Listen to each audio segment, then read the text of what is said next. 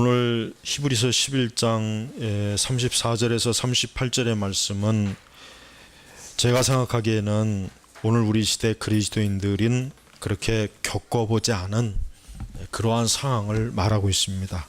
그러나 하지만 알아야 될 것은 지금도 기독교가 핍박을 당하고 있는 지역이 많이 있습니다. 많이 있고 또 핍박을 당하는 사람들이 여전히 많이 있다는 것을 우리가 꼭 알아야 됩니다. 아직도 기독교가 자유롭게 증거되지 못하는 국가가 있고 또 기독교 신앙을 가지면은 정말 오늘 이 말씀에 그대로 이와 같은 어려움을, 고난을, 환난을, 핍박을 겪는 그러한 일들이 있다는 걸 여러분 꼭 아셔야 돼요.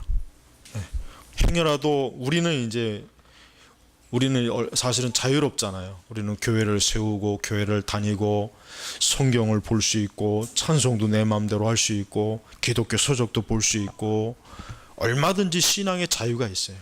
하지만 우리가 이러니까 세상에 있는 모든 지역도 다 그럴 것이다 라는 그런 생각을 가질 수가 있거든요. 그런데 그렇지 않습니다. 절대로 그렇지 않습니다. 지금도 여전히 신앙 때문에 순교하고 직장에서 쫓겨나고 집에서도 쫓겨나고 죽임을 당하고 강간을 당하고 매를 맞고 그런 일들이 지금도 있어요. 지금도 있다는 거 여러분 꼭 아셔야 돼요. 그래서 절대로 아마 세상에 있는 많은 사람들이 이렇게 신앙의 자유를 가지고 있을 것이다 라는 생각은 가지면 절대로 안 됩니다. 여러분, 로마 카톨릭은 교황의 권위를 절대시하는 종교입니다. 오늘은 이 시간에는 이 교황의 권위에 대해서 좀 얘기를 해야 되겠습니다. 로마 교황은 단순히 인간의 어떤 지도자로서 세움을 받는 것이 아니라 가장 쉽게 표현하면은 신의 대리인입니다.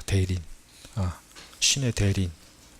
그래서 그 시오노 나나미의 그 신의 대리인이라고 하는 책도 있는데 이 교황은 말 그대로 그리스도의 대리자로 하나님께 임명을 받아서 자기는 이 지상교회의 우두머리라고 그렇게 스스로가 믿고 그렇게 선포하는 사람이에요. 그러니까 교황의 권위는 굉장히 커요. 교황을 뽑는 그 가톨릭 회의를 뭐라고 합니까? 콘클라베라고 하죠. 그 콘클라베가 열리면은 전 세계에 있는 추기경들, 그것도 80세 이상은 안 되고 80세 이하의 추기경들을 모아놓고 투표를 하는 거예요. 이번에 차기 교황을 누가 맡아야 되느냐 하는 것으로 그 바티칸 그 성당 안에, 시스틴 성당 안에 그들을 추기경들을 그 안에 다 모아놓고 일체 외부가 출입을 할 수 없도록 아주 철저하게 철통 보안합니다. 그래서 그 안에서 이제 추기경을 뽑는데 그냥 몇몇 교황 후보자를 놓고 계속 투표를 하는 거예요. 그래서 결선 투표를 가는 거예요. 그래서 가장 많이 나온 또 정해진 그 숫자를 확보한 대표가 사실은 교황이 되는데 이 과정도 굉장히 아주 치밀합니다. 치열하고. 그래서 그냥 아무나 되는 것이 아니라 그만큼 교황 후보가 되기 위한 사전 정지 작업도 있고, 근데 이제 이 투표가 언제 끝날지는 몰라요. 빨리 끝날 수도 있고 늦게 끝날 수도 있고, 교회 역사에 보면은 몇 년 동안 투표한 예도 있고, 그냥 며칠로 끝난 예도 있어요. 그래서 교황이 뽑히면은 흰 연기를 쭉 성당 바깥으로 뽑아서 교황이 뽑혔다. 그러면은 교황이 뽑히면은 제일 먼저 하는 게 뭔지 아십니까? 신임 교황에게 복종 표시를 제일 먼저. 그래서 모든 추기경들이 그 새로 뽑힌 교황 앞에 무릎을 꿇고 머리를 조아리고 나는 이제 당신에게 복종하겠습니다는 그 복종 의식을 반드시 가져요. 어제까지는 나하고 동일한 추기경이었지만 추기경의 권위를 가졌지만 오늘부터는 당신은 하나님의 대리자이기 때문에, 그리스도의 대리자, 베드로의 어부의 사도 제일 첫 번째 그 수석 사도의 후계자인 당신에게 이제는 모든 걸 복종합니다 라는 이러한 표시부터 제일 먼저 합니다. 그래서 여러분, 가톨릭의 그 위계 질서라고 하는 건 굉장히 철저하고 아주 무서워요. 군대 계급 못지않게 가톨릭의 위계 질서는 아주 막강해요. 그래서 자기 위에 상급 성직자에게는 반항을 한다거나 그의 명령과 지시를 거부하면은 그 즉시로 아주 무서운, 아주 굉장히 강한 제재가 온다는 것을 우리가 알아야 되는 것입니다. 이 교황은 사실 역사적으로 모든 참된 우리 믿음을 가진 사람들을 핍박하는 데 있어서 교황이 결국 모든 책임이 사실은 교황에 다 있어요. 교황에 사실은 다 있습니다. 이 교황은 중세시대까지도 군대를 소유할 수 있었습니다. 자기 교황 군대가 있었어요. 교황이 개인적으로 소유하는 군대, 교황을 위해서 전쟁에 나가서 싸우고 교황을 위해서 목숨을 바치는 그런 기사들이 있었단 말이에요. 근데 지금은 뭐 그런 가시적인 군대는 지금은 없지만, 그러나 교황은 여전히 굉장히 막강한 권력을 갖고 있다는 것을 알아야 되는 것입니다. 교황이 항상 어떠한 문제에 대해서 교황은 교서를 내립니다. 교서. 그러니까 공식적 어떠한 문제와 사항에 대해서 공식적으로 교황이 발표를 하는 거예요. 그래서 그것은 확고한 법이 되는 것입니다. 예를 들면 천주교 신자들은 피임을 하면 안 돼요. 피임을 하면은 그런 법에 걸려요. 왜? 인위적인 산하지 않은 그는 창조주 하나님의 질서를 무시하는 것이다. 그 다음에 남녀 사제들은 독신을 반드시 해야 된다. 이것도 역시 교서로 이미 오래전에 발표된. 그러니까 교황은 어떤 사안이나 문제에 대해서 교황의 생각이 아니라 교회의 권위, 이것이 하나님의 뜻이다 라고 하는 공식적인 발표를 하는데, 그것은 하나님의 말씀보다 더 높게 권위를 치고 있는 것이, 더 높게. 성경이 이렇다는 게 소용이 없어요. 교황이 어떻게 말했느냐, 교황의 뜻이 무엇이냐, 교회가 어떻게 공식적으로 입장을 정리했느냐, 이게 더 중요해요. 가톨릭. 그러니까 가톨릭은 어떠한 권위를 움직이느냐 우리가 잘 봐야 돼요. 가톨릭은 절대로 이 성경을 권위로 움직이질 않습니다. 가톨릭은 철저히 뭡니까? 사람, 전통을 권위로 가톨릭은 움직이는 것이. 그래서 교황이 자기 자신에 대해서 교황 무호성을 19세기 후반에 1870년대에 발표했죠. 왜 발표했느냐 하면 그 원인이 있어요. 아까 제가 얘기한 것처럼 그 당시 가톨릭의 교황의 권위가 굉장히 실추되었고 어려운 상황이니까 그것을 어떤 식으로 방어했느냐. 교황은 무호하다.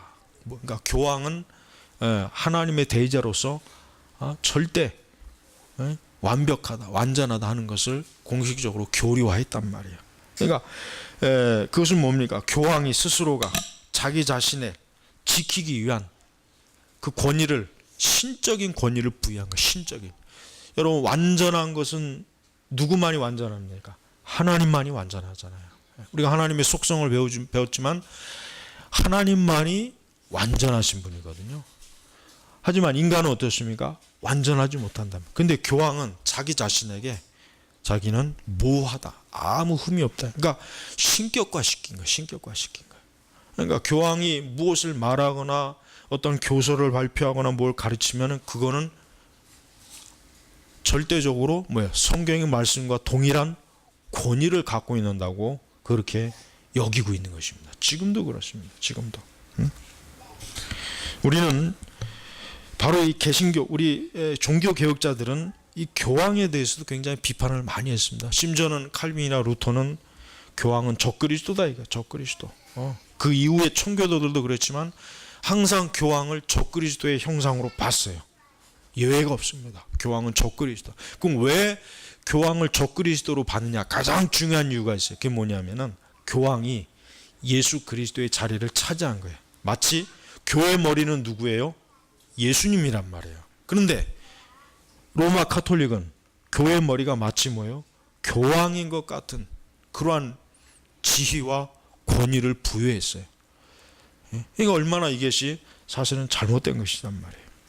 또한 교황은 중세 시대까지도 이 교황은 굉장히 특별히 우리 개신교도들을 핍박하는 데 있어서 교황은 아주 앞선 그러한 일을 교황은 벌였습니다. 그래서 우리가 이 교황이 저지른 많은 오류들, 뭐 수도 없이 많은 오류가 있지만은 그 중에서도 제일 큰 오류는 뭐냐면 교황이 많은 사람들의 피를 흘렸다고, 학살했다고 하는 거야. 많은 사람들을, 그러니까 로마 카톨릭의 권위를 부인하고 로마 카톨릭을 적그리스도의 종교라고 그러고 로마 교황을 적그리스도라고 하고 로마 천주교는 잘못된 종교라고 그렇게 말하거나 그렇게 가르치거나 그렇게 믿은 사람들을 다 사실은 잡아다가 죽이고 종교 재판에 넘긴 것이 바로 누구입니까? 교황이 한 일이에요. 그게 다 교황이 책임져야 될 일이란 말이에요. 그런데도 여러분 보세요. 그런데도 오늘날 교황이 마치 뭐예요? 교황이 평화의 사도이냐? 평화의 사도이냐? 어때요? 가장하잖아요. 전 세계 평화를 위해. 특별히 여러분 요한 바오로 2세는 전 세계를 다니면서 평화를 부르짖은 사람이에요. 그래서 그 사람을 왜 좋아하는지 아세요? 왜 요한 바오로 2세를 왜 좋아하는지 아십니까? 평화를 많이 부르짖었기 때문에 좋아하는 겁니다. 평화. 우리 평화롭게 살자. 전쟁을 없애자. 우리 국가 간의 적대감을 해소하자. 무기를 제한하자. 그러니까 요한 바오로 2세가 수십 년 동안 전 세계 국가를 다니면서 외친 게 뭐냐? 평화란 말이에요. 평화. 그러나 실상은 뭡니까? 세계사적으로 볼 때 교황만큼 인류의 평화를 해친 그런 사람들은 사실은 없었어요. 교황만큼 많은 사람을 죽인 그런 장본인은 없었단 말이에요. 그래서 우리는 절대로 교황의 권위를 인정해서도 안 되고 교황의 권위를 받아들여서도 안 되는 것입니다. 왜? 교황은 성경에 전혀 없는 그런 성직이란 말이에요. 여러분 신약 성경에서 교황의 성직이 있습니까? 없어요. 교황이라고 하는 건 말 그대로 교회 황제란 말이거든요. 그걸 줄임말이 교황이란 말이에요. 그래서 청교도들이 로마 천주교인들을 조롱할 때 뭐라 그랬습니까? 교황주의자들이라고 해서 교황. 그러니까 저들은 이 교황의 딸랑이들이다. 교황의 뒷고문이나 쫓아다니는 교황의 발바닥에서 놀아나는 자들이다. 그러니까 그렇게 비웃었단 말이에요, 사실은. 여러분, 우리는 교황을 절대로 어떠한 이유로도 저걸 하나님의 사람이라고 봐서는 안 됩니다. 저는 뭡니까? 교황은 마귀의 사람이에요. 적그리스도예요. 적그리스도의 종이 될 수도 있고 적그리스도가 될 수도 있고. 그래서 교황은 절대로 여러분 우리 성경의 진리를 믿는 우리 그리스도인들은 교황의 존재 자체를 인정해서는 안 돼요. 우리는 그 교황을 존경해서도 안 되고 교황이 가르치는 거 어떤 것도 우리는 받아들여서도 안 되고 또 교황이 추구하는 거 어떤 것에서도 우리는 거기에 동참해서도 안 되는 것입니다. 개신교는 이 부분에 있어서 정말 철두철미되는데 그렇지가 못했어요. 그렇지가 못하고 이제는 마치 교황도 어때요? 교황도 하나님의 종인 것이냐? 그렇게 손을 잡고 악수를 하고 그렇게 교류를 하는 것을 볼 때마다 얼마나 참 저것이 종교개혁자들이 얼마나 그런 모습을 봤더라면은 교회를 개혁한 이유가 우리가 그렇게 피땀 흘려서 교회를 개혁한 이유가 바로 저 교황이 적그리스도의 종이라는 것을 드러내기 위해서 우리가 이렇게 교회를 개혁했는데 시간이 흘러감에 따라 어때요? 우리 개신교는 교황을 하나님의 종으로 받아들이잖아요. 받아들이고 인정하지 않습니까? 추기경도 마찬가지입니다. 추기경도. 여러분, 우리는 초대교회에서 오늘 이 히브리서 11장에 우리 보면은 보세요. 불의 세력을 꺾기도 하고 칼날을 피하기도 하며 연약한 데서 강하게 되기도 하고 전쟁에서 용맹한 자들이 되기도 하고 적진을 물리치기도 하고 또 여자들은 자신들의 죽은 자들을 부활로 받았으며 또 다른 이들은 고문을 당하면서 더 좋은 부활을 얻으려고 굳이 풀려나지를 바라지 않았다. 조롱과 채찍질, 결박, 투옥, 돌로 맞고 톱으로 켜고 검으로 죽임을 당하고 양과 염소의 가죽을 입혀 떠돌아다니며 궁핍과 고난과 학대를 받는 것. 여러분, 왜 여기에 나와 있는 왜 이 믿음의 사람들이 왜 이와 같은 어려움을 왜 겪었습니까? 겪은 이유가 뭐겠습니까? 그냥 아무 이유 없이 이러한 고난을 겪겠습니까? 그렇지 않죠. 뭐야? 하나님의 진리를 믿었기 때문에, 하나님을 섬기고 믿었기 때문에, 순결한 자신의 신앙을 유지하고 지키려고 했기 때문에 이런 핍박과 어려움을 받은 거란 말이에요. 그렇지 않았다면 이들이 왜 이런 무지막지하고 험한 고난을 왜 당하겠습니까? 오늘 우리도 마찬가지입니다. 여러분, 우리 개신교도들이 참 큰 문제가 많습니다. 뭐가 많냐면 하나님의 진리를 위해서 고난이나 핍박이나 고통이나 괴로움이나 환난이나 좀 또 부조리한 대접이라든가 또 자신의 것을 잃어버리는 손해 나는 것, 이런 것들을 겪지 않으려고 하는 거. 겪지 않으려고 해요. 여러분, 히브리서 11장을 보통 믿음장이라고 그러죠. 그래서 거기에는 누구누구 다 나오잖아요. 이삭도 나오고 모세도 나오고 요셉도 나오고 다 나온단 말이에요. 근데 이들의 믿음이라고 하는 것이 나는 하나님의 진리를 믿습니다, 나는 하나님 믿습니다, 이거로 끝나지 않았어요. 뭡니까? 그 진리를 믿는 것 때문에 오는 대가, 그 대가를 고스란히 받았잖아요. 고스란히. 근데 오늘 우리 시대 교회는 어때요? 믿음으로 축복은 받고 싶어요. 믿음으로 축복은 많이 받고 싶어요. 내가 하나님을 믿어서 어떤 복을 받고 응답을 받고 하나님을 믿어서 믿음의 축복. 그러니까 간증집들 많이 보면 하나님을 믿음으로 인하여 복을 받은 걸 굉장히 강조를 많이 하더라고요. 하지만은 이 히브리서 기자는 그런 얘기는 안 하고 어때요? 봐요. 조롱, 채찍, 결박, 투옥, 돌로 맞고 톱으로 켜지고 검으로 죽고. 보세요. 믿음을 이렇게 결론을 이렇게 지고 있어요. 그러니까 지금 우리 시대 교회가 말하는 믿음하고 히브리서의 11장에 말하는 믿음하고는 이게 전혀 차원이 틀리는 것입니다. 여러분, 종교개혁 시대에도 마찬가지입니다. 종교개혁 시대에도 로마 카톨릭의 이 믿음과 신앙을 거부하고 받아들이지 않고 비판했다고 해서 많은 사람들이 이와 정말 똑같이 죽임을 당하고 어려움을 당하고 쫓겨나고 핍박을 받는 일들이 아직 정말 이 말씀 그대로, 아니 어떻게 보면 이 말씀에 나와 있지 않은 것보다 더 많은 어려움을 많이 겪었단 말이에요. 그들이 왜 그런 어려움을 겪었겠어요? 그들도 그냥 나는 그냥 교황을 인정합니다, 나는 그냥 천주교에 있겠습니다, 나는 개신교로 개종하지 않겠습니다, 이렇게 하면은 전혀 그럴 일이 없었어요. 잡혀갈 일도 없고 감옥에 들어갈 일도 없고 목이 잘릴 일도 없고 물에 빠져 죽을 일도 없고 쫓겨다닐 일도 없었단 말이에요. 그렇지만 그들은 어때요? 신앙의 양심, 나는 절대로 교황이, 나는 천주교가 참된 그리스도의 신앙이라고 여기지 않습니다. 나는 그걸 믿지 않습니다. 나는 그걸 결코 받아들일 수 없습니다. 바로 이것 때문에 그들은 쫓겨나고 무수하게 해를 당한 것을 우리가 알아야 되는 것입니다.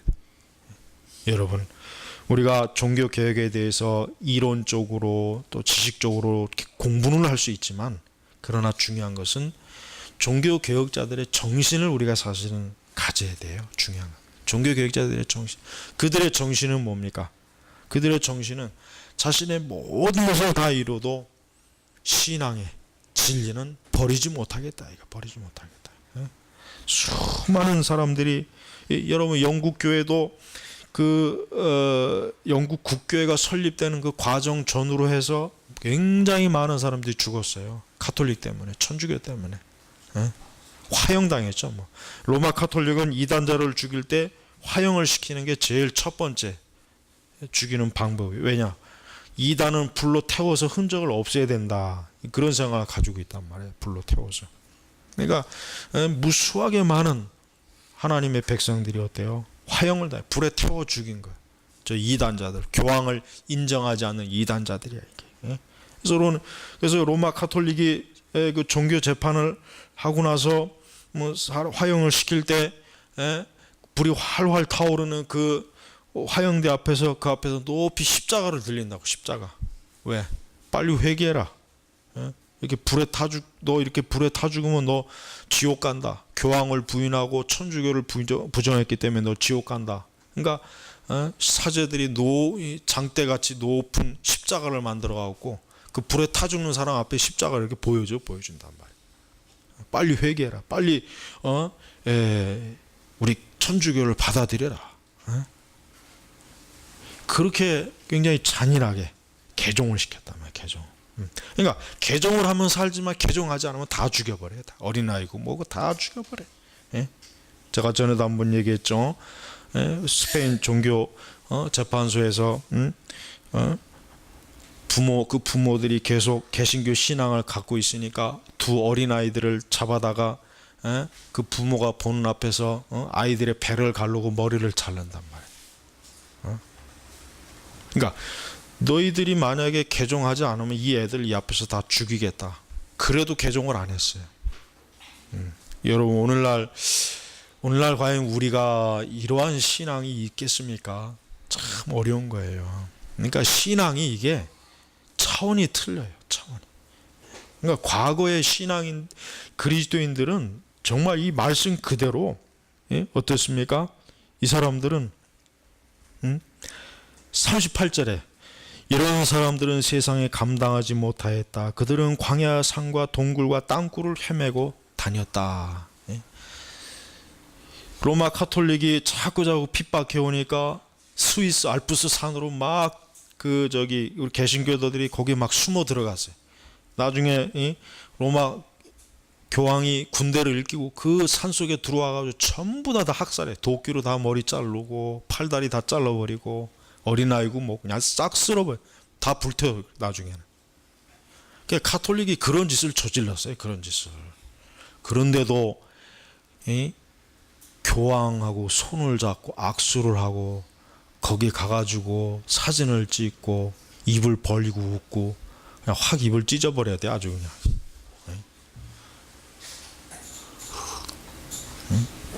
여러분 그런 역사를 모르니까 진리가 무엇이고 진리를 위해서 희생한 사람이 얼마나 많은 고통을 당했는지 모르고 그 사람들 때문에 우리가 이런 신앙을 이렇게 우리가 지금 그나마 이렇게 예배 드리고 이러한 개혁 신앙을 유지하는 거예요. 그런 사람들이 없었으면 이미 벌써 종교 개혁은요 하다가 끝나버렸어요. 그냥 다시 원위치 다시 카톨릭으로 돌아가 다 그렇게 돼버릴 거란 말이에요. 그럼 지금까지도 여러분 우리나라 같은 경우도 얼마나 이 카톨릭의 미신이 곳곳에 퍼졌겠습니까? 그러니까 여러분이나 저나 아무것도 모르고 마리아 앞에 가가지고 절을 할 것이고 기도할 것이고 성당 가서 미사할 것이고 우리도 그랬을 거란 말이에요. 그랬을 거라고. 근데 우리가 그렇게 되지 않는 이와 같은 덕을 어떻게 본 것입니까? 그와 같은 고난을 당해도 신앙을 부인하지 않아 그 믿음의 선진들 때문에 우리가 이런 혜택을 입는 거예요. 그들 때문에. 그러니까 여러분 우리의 옛 신앙의 선배들이 어떻게 신앙생활을 했는지를 제발 좀 공부를 해야 돼요. 교회사 책을 좀 읽고 그 다음에 조지 폭스의 순교사와 같은 건 꼭 읽어야 돼요. 꼭 읽어야 돼요. 옛날에 그 청교도들은 집집마다 꼭 있어야 될 게 뭐냐면은 성경책하고 조지 폭스의 순교사와 그 두 권은 꼭 있었어야 돼. 왜? 그 조지 폭스의 순교사에 보면은 아주 오만 가지의 그 학살, 그 천주교도들한테 그 학살당한 사건들이 역사적인 사건들이 다 나와 있거든요. 그러니까 그 책을 반드시 집에다 비치해놨어요. 아이들한테 읽어주고. 왜? 로마 천주교가 득세하면 이렇게 된다. 너희들이 이렇게 핍박을 받는다. 진리가 이렇게 모독을 당한다. 교회가 이렇게 무너진다. 그거를 교육시키기 위해서, 절대 잊지 않기 위해서요. 근데 그런 교육이 19세기 후반에 와서는 다 끊어져 버렸단 말이에요. 그러니까 그 이후부터는 뭐 교황이든 뭐든, 미국만 해도 케네디가 대통령이 되기 이전까지는 교황이 감히 미국 땅을 밟을 수도 없었다고. 밟았다가는 돌에 맞아 죽거든. 어디 감히 교황 나부랭이가 우리 개신교의 나라 이 미국을 땅을 밟느냐고. 감히 올 생각도 못했다고. 그러다가 이제 케네디가 대통령 되고 난 이후부터는 그 뒤부터 이제 자유롭게 그냥 들락달락 하잖아요. 오늘날 미국의 제1의 종교는 천주교입니다. 천주교가 가장 크고 세력이 가장 커요. 그러니까 우리 개신교의 나라가, 청교도의 나라가 어때요? 카톨릭의 나라가 된 거예요. 미국의 그 메릴랜드라고 하는 그 땅이 있죠, 주. 그게 뭔 의미인 줄 아세요? 마리아의 땅이라는 거예요, 그게. 마리아의 땅. 이곳은 우리 마리아, 동정녀 마리아의 땅이다. 천주교도들이 이름 자체를 그렇게 져버렸어요. 여러분, 우리는 신앙을 감상을 하면 안 됩니다. 우리는 신앙을 그저 감상적인 걸 좋아하죠. 아름다운 CCM 음악을 듣고 눈을 감고 커피를 마시면서 손을 들고 오늘도 그냥 내 마음에 풍성한 은혜의 감정이 차고 물밀듯 들어오죠. 그러나 그거는 신앙이 아니에요. 그거는 그냥 하나의 감상이지, 감상. 여러분, 오늘 이 히브리서 11장에 나온 이 핍받고 고난받은 이 성도들이 그렇게 신앙생활을 했겠습니까? 이들은 오늘 내일 언제 죽을 줄 모르고 또 극심한 고난을 당하면서 자기의 믿음, 그리스도에 대한 믿음을 지킨 사람들이에요. 복음을 지킨 사람들이에요. 그러니까 우리도 그렇습니다. 오늘 우리 시대가 물론 또 여러 가지 조건이나 상황은 틀리겠지만 우리가 더욱 철저하게 이 믿음의 선진들과 같이 순결하고 순수하게 기독교 신앙을 가져야 한다는 것은 이것은 너무나 분명한 사실이란 말이에요. 우리가 이것을 부인하고 이것을 인정하지 못한다면 우리의 신앙도 사실은 히브리서의 11장에 나와 있는 이 사람들하고는 우리는 전혀 관계가 없는 사람들이에요. 우리가 정말 히브리서 11장에 나와 있는 이 사람들과 동일한 믿음을 소유했다고 우리가 드러낸다면 우리도 역시 복음으로 인해서, 진리로 인해서 고난과 어려움을 기꺼이 수용하고 받아들여야 돼요. 근데 그 정도까지도 못 갔으면서도 어떤 조금만 어떤 어려움이 오고 환란이 오면 금세 또 믿음이 푹 죽어가지고, 그러니까 그거는 신앙이 아니란 말이야. 그건 바른 신앙이 없기 때문에 애초부터 그런 거예요. 그냥 가볍게 뿌려진, 길가에 뿌려진 씨앗이에요. 길가에 뿌려진 거예요. 길가에 뿌려졌으니까 조금만 뭐 바람이 불거나 뭐 그러면 금세 그냥 뭐 그 씨들은 흩어지겠죠. 어디로 가지. 깊이 뿌리 박은 신앙이 돼요. 그러려면 여러분, 우리는 지금보다 더 하나님의 진리를 바르게 알고 배우고 기도와 참된 신앙을 위해서 또 우리의 육신적인 어떤 우리 육신적인 열망과 요구를 따라서는 안 됩니다. 세상이 좋아하는 대로 우리도 같이 즐기고 놀고 먹고 마시고 우리도 같이 그냥 어울립시다. 그래가지고는 여러분 우리 신앙이 절대로 땅속 깊이 뿌리내린 그런 좋은 씨가 될 수가 없어요. 좋은 씨가 될 수 없단 말이에요. 오늘 우리는 이 모든 거룩한 하나님의 진리, 또 이 진리로 인해서 발생되는 일, 그 어떠한 것도 우리는 기꺼이 그리스도를 위해서 감내하고 감당하는 그러한 각오를 갖지 않으면은 여러분 우리의 신앙도 사실은 그냥 별 볼 일 없는 그저 신앙의 구색만 약간 갖춘 보잘것없는 형편없는 다른 신앙일 수밖에 없다는 걸 여러분 아시고, 우리도 분명하고 확고한 이 말씀에 나와 있는 이들과 같은, 왜 히브리서 11장에 있는 이 믿음의 사람들을 왜 하나님께서 우리에게 계시로 알려주셨겠습니까? 그건 뭐예요? 너희도 이와 같은 신앙을 가져야 그것이 진짜 신앙이라는 거예요. 그렇지 않은 다른 모든 신앙들은 그냥 허풍 떠는 것이고 가벼운 풍선, 그저 거품밖에 안 되는 거예요. 잠깐 있다가 그냥 죽어버리는. 아무쪼록 우리 자신을 돌아보는 그러한 은혜로운 계기가 되기를 주의 이름으로 축복합니다. 기도하겠습니다. 하나님 아버지 감사합니다. 하나님, 우리는 그 어느 시대 못지않게 정말 또 많은 유혹이 있고 쾌락이 있고 정욕이 있고 또 신학 왜곡된 그 신앙의 그 배도와 배교를 많이 보고 있는 시대입니다. 우리도 역시 그 어느 시대 못지않게 어려운 시대를 지나고 있사오니 우리에게 더욱더 힘을 주시고 지혜와 능력, 진리의 능력을 주셔서 우리도 역시 믿음의 선진들과 같이 승리하는 자로서 주 앞에 서게 하여 주시옵소서. 예수님의 이름으로 기도 올렸습니다. 아멘.